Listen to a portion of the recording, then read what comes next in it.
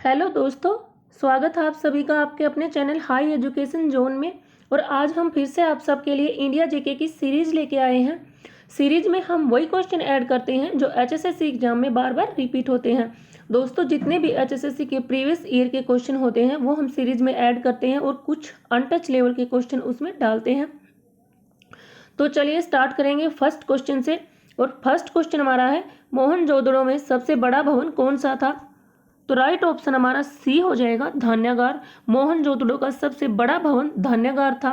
और यहाँ से एक क्वेश्चन ये भी पूछा जा सकता कि धान्यागार जो ये सबसे बड़ा भवन था मोहनजोदड़ो का, इसकी खोज किसने की थी? तो इसकी खोज राखलदास बनर्जी ने की थी 1922 में।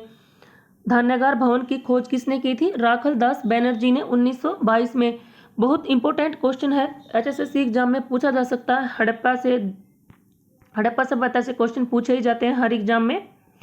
नेक्स्ट है, भगवान महावीर स्वामी का प्रथम शिष्य कौन था? तो राइट ऑप्शन हमारा बी हो जाएगा, जमाली। भगवान महावीर स्वामी के प्रथम शिष्य जमाली थे।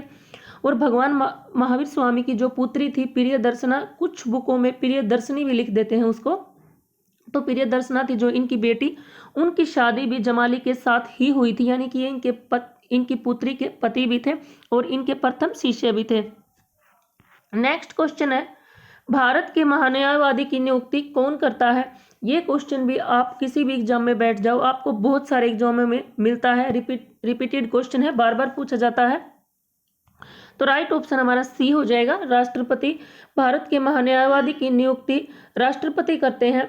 और इससे और भी बहुत सारे क्वेश्चन बनते हैं, जैसे कि भारत का प्रथम विधि अधिकारी कौन होता है? तो भारत का प्रथम विधि अधिकारी महान्यायवादी ही होता है। महान्यायवादी को अटॉर्नी जनरल ऑफ इंडिया भी कहा जाता है। क्या कहा जाता है? Attorney general of India. एक क्वेश्चन और भी बनता है यहाँ से, महान्यायवादी या फिर अटॉर्नी जनरल ऑफ इंडिया से, कि इसके पद का प्रावधान किस अनुच्छेद में किया गया है? तो महान्यायवादी के पद का प्रावधान अनुच्छेद 76 में किया गया है। नेक्स्ट क्वेश्चन है, चंद्रगुप्त मौर्य ने अपने अंतिम दिन कहां पर गुजारे थे? तो राइट ऑप्शन हमारा हो जाएगा ए, श्रवणबेलगोला। चंद्रगुप्त मौर्य ने अपने अंतिम दिन श्रवणबेलगोला में गुजारे थे। नेक्स्ट क्वेश्चन है, इनमें से सॉफ्टवेयर के लिए एक अन्य शब्द है। तो राइट ऑप्शन हमारा बी रहेगा, प्रोग्राम। इनमें से सॉफ्टवेयर के लिए एक अन्य जो शब्द है वो प्रोग्राम है। सॉफ्टवेयर को हम प्रोग्राम भी बोल सकते हैं, क्योंकि सॉफ्टवेयर ढेर सारे प्रोग्रामों का समूह होता है, तो इसलिए इसको प्रोग्राम भी कहते हैं। नेक्स्ट क्वेश्चन है, पीएच पैमाना किसने दिया था? पीएच, ये इंग्लिश में भी लिख देती हूं मैं, पीएच पैमाना। तो पीएच पैमाना किसने दिया था? तो राइट ऑप्शन हमारा डी हो जाएगा, सोरेनसन। पीएच पैमाना सोरेनसन ने दिया था। ये एक प्रकार का स्केल होता है, इस तरह से एक स्केल होता है ये। इसमें यहाँ पे आपको 0 मिलेगा, यहाँ पे 14 मिलेगा और यहाँ बीच में 7 मिलेगा। 7 जो कि न्यूट्रियल नंबर होता है, यानी कि हिंदी में बोले तो उदासीन। जिसका पीएच मान या फिर जो हमारे पास घोल या सॉल्यूशन होता है जिसका पीएच मान 7 से कम होता है वो एसिटिक नेचर के होते हैं, यानी कि अम्लीय नेचर के। और जो 7 से ऊपर जिसका पीएच मान होता है वो अक्षारीय होता है, अक्षारीय नेचर होता है उसका। नेक्स्ट क्वेश्चन है, भारत में सर्वप्रथम दिखाई देने वाला कंप्यूटर वायरस कौन सा है? तो राइट ऑप्शन हमारा ए हो जाएगा, सी ब्रेन। ये क्वेश्चन एचएसएससी में पहले पूछा हुआ है, तहसीलदार के एग्जाम में ये क्वेश्चन पूछा गया था 2017 में जो एग्जाम हुआ था। तो भारत में सर्वप्रथम दिखाई देने वाला कंप्यूटर वायरस जो है वो सी ब्रेन था। इंपॉर्टेंट क्वेश्चन है ये। नेक्स्ट क्वेश्चन है, महावीर स्वामी की मृत्यु किस नगर में हुई थी? तो राइट ऑप्शन हमारा बी हो जाएगा, पावापुरी। महावीर स्वामी की मृत्यु पावापुरी नगर में हुई थी। और ये जो पावापुरी है ये राजगीर के बिल्कुल नज़दीक स्थित है। तो कुछ जब आप एग्जाम में बैठोगे तो कुछ एग्जामिनर सिर्फ राजगीर आपको वहाँ पे मिलेगा, तो आपका आंसर राजगीर हो जाएगा। अगर आपको सिर्फ पावापुरी मिलता है तो आपका आंसर पावापुरी हो जाएगा। दोनों में से आपको ऑप्शन में एक मिलेगा, दोनों नहीं मिलेंगे। लेकिन रेयर ऐसे हो जाता है कि आपको अगर दोनों मिल जाते हैं, अगर आपको ऑप्शन में राजगीर भी मिल जाए और पावापुरी भी मिल जाए तो आपका आंसर फिर पावापुरी होगा, क्योंकि महावीर स्वामी की मृत्यु पावापुरी में ही हुई थी। और ये पावापुरी जो है ये राजगीर के बिल्कुल नज़दीक है, इसलिए कई बार ऑप्शन में हमें राजगीर भी मिल जाता है। लेकिन जब ये दोनों मिलेंगे तो हमारा आंसर पावापुरी होगा। नेक्स्ट है अब्दुल कलाम आज़ाद भारत के कौन से नंबर के राष्ट्रपति थे? तो राइट ऑप्शन हमारा ए रहेगा 11वें। अब्दुल कलाम आज़ाद भारत के 11वें नंबर के राष्ट्रपति थे। नेक्स्ट क्वेश्चन है जब भारत के राष्ट्रपति और उपराष्ट्रपति दोनों के कार्यालय खाली हो जाते हैं तो उनके कार्यों का निर्वहन कौन करता है या फिर उनका पद कौन संभालता है? तो राइट ऑप्शन जो हमारा होगा वो सी हो जाएगा, भारत के मुख्य न्यायाधीश। जब दोनों पद खाली होते हैं यानी कि जब राष्ट्रपति का पद खाली होता है तो उसके पद को कौन संभालता है? उपराष्ट्रपति। लेकिन जब दोनों का ही पद खाली हो जाता है, किसी कारणवश वो बीमार हो जाए या इस्तीफा दे दें, तो फिर उनके पद को जो है भारत के मुख्य न्यायाधीश संभालते हैं। और ऐसा भारत में एक बार हुआ है। और हुआ क्यों था? एक बार ऐसा हुआ भारत में जब भारत के मुख्य न्यायाधीश को जो है भारत राष्ट्रपति और उपराष्ट्रपति का पद संभालना पड़ा था। और वो जो मुख्य न्यायाधीश थे वो मोहम्मद हिदायतुल्लाह थे। मोहम्मद हिदायतुल्लाह थे जो कि भारत के मुख्य न्यायाधीश थे और ये भारत के 11वें मुख्य न्यायाधीश थे। इन्होंने जो है उस टाइम पद को संभाला था। और उस टाइम राष्ट्रपति और उपराष्ट्रपति ने जो है अपने पद पर क्यों नहीं थे? तो उस समय जाकिर हुसैन राष्ट्रपति थे भारत के। कौन थे? जाकिर हुसैन। तो उनकी मृत्यु हो गई थी तो राष्ट्रपति का पद तो खाली हो गया। फिर उपराष्ट्रपति जो थे वो थे वीवी गिरी उस टाइम उपराष्ट्रपति थे। उन्होंने अपने पद से इस्तीफा दे दिया था। तो राष्ट्रपति की तो मृत्यु हो गई जाकिर हुसैन की, और जो कि वीवी गिरी थे उपराष्ट्रपति, उन्होंने इस्तीफा दे दिया।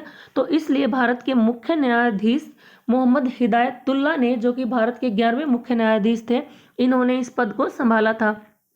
नेक्स्ट क्वेश्चन है गोल गुंबज का निर्माण किस शासक के द्वारा किया गया था? तो राइट ऑप्शन जो हमारा रहेगा वो सी रहेगा, मोहम्मद आदिल शाह है। मोहम्मद आदिल शाह ने, कई बार मोहम्मद आदिल शाह भी लिखा मिलता है, तो मोहम्मद आदिल शाह ने गोल गुंबज का निर्माण करवाया था। और गोल गुंबज की जगह आपको कई बार गोल गुंबद भी लिखा मिलता है। मोहम्मद आदिल शाह कौन था? तो मोहम्मद आदिल शाह बीजापुर के 7वें शासक थे। बीजापुर कर्नाटक में स्थित है। नेक्स्ट क्वेश्चन है सौरमंडल का सबसे बड़ा क्षुद्र ग्रह कौन सा है? तो राइट ऑप्शन हमारा ए हो जाएगा, सेरेस। सौरमंडल का सबसे बड़ा क्षुद्र ग्रह कौन सा है? वो है सेरेस। इसकी खोज 1819 में की गई थी। कब की गई थी? 1819 में इसकी खोज की गई थी। और क्षुद्र ग्रह किसे कहते हैं? तो जो वे खगोलीय पिंड जो ब्रह्मांड में विचरण करते हैं, यानी कि सूर्य के चारों ओर चक्कर लगाते हैं, लेकिन ये ग्रहों से छोटे होते हैं और उल्कापिंडों से बड़े होते हैं। नेक्स्ट क्वेश्चन है गुप्तकालीन सोने के सिक्कों को क्या कहा जाता था? तो राइट ऑप्शन हमारा ए रहेगा, दिनार। गुप्तकाल सोने के सिक्कों को दिनार कहा जाता था। ये क्वेश्चन भी बहुत इंपॉर्टेंट क्वेश्चन है, अनटच लेवल का क्वेश्चन है, पूछा जा सकता है। गुप्तकाल से भी क्वेश्चन, मौर्य काल से पूछे जाते हैं क्वेश्चन। नेक्स्ट क्वेश्चन है केंद्र सरकार का सर्वोच्च सिविल सेवक कौन है? तो राइट ऑप्शन हमारा रहेगा यहाँ पे, वो रहेगा बी, कैबिनेट सचिव। यानी कि बी हमारा राइट ऑप्शन रहेगा, कैबिनेट सचिव। केंद्र सरकार का सर्वोच्च सिविल सेवक, या फिर सिविल सेवक की जगह आपको अधिकारी भी लिखा मिल सकता है। सर्वोच्च सिविल अधिकारी या सेवक कौन है? वो कैबिनेट सचिव है। कैबिनेट सचिव यानी कि कैबिनेट सेक्रेटरी। नेक्स्ट क्वेश्चन है एक्सिस बैंक का मुख्यालय कहाँ पर स्थित है? तो राइट ऑप्शन हमारा जो रहेगा वो रहेगा बी, मुंबई। एक्सिस बैंक का मुख्यालय मुंबई में स्थित है। और एक्सिस बैंक से एक क्वेश्चन ये भी पूछा जा सकता है कि एक्सिस बैंक का पुराना नाम क्या था? तो एक्सिस बैंक का नाम पुराना जो था वो यूटीआई था। यूटीआई 2007 से पहले एक्सिस बैंक का नाम यूटीआई था।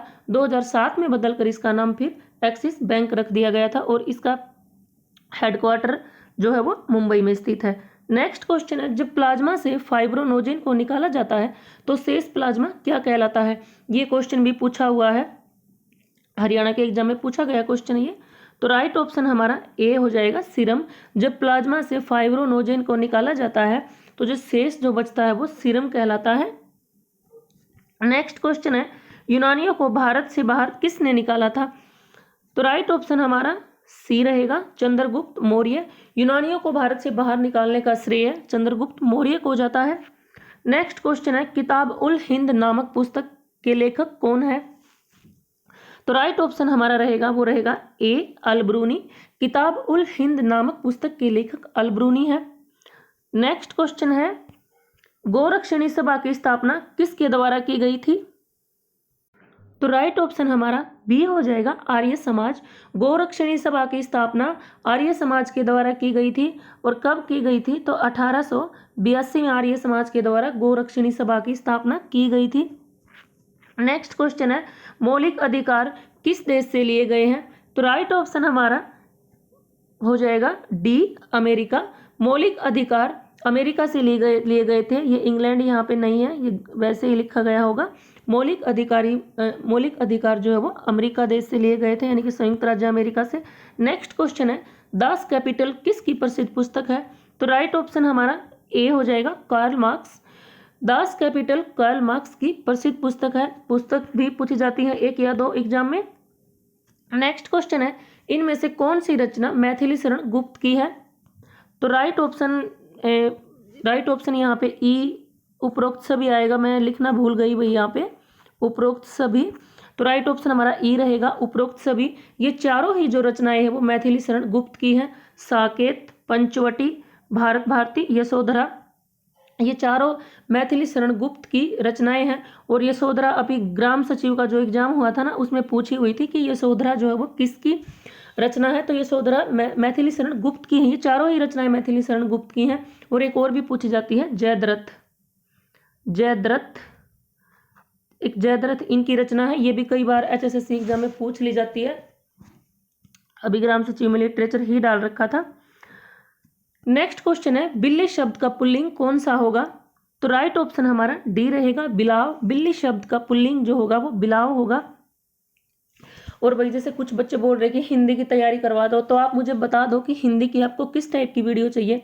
देखो अब आने को तो अगर ये सोचते हो कि जैसे क्लर्क वाला एग्जाम हुआ था हरियाणा में, तो उसमें हिंदी बहुत ईजी आई हुई थी, बहुत मतलब आसान थी उसमें जो हिंदी पूछी गई थी। और 9-10 नंबर की हिंदी पूछी जाती है आपके करंट अफेयरनेस से, तो काफ़ी ज़्यादा इंपॉर्टेंट है, क्योंकि वो 2 या 3-4 नंबर से ज़्यादा का नहीं पूछा जाता।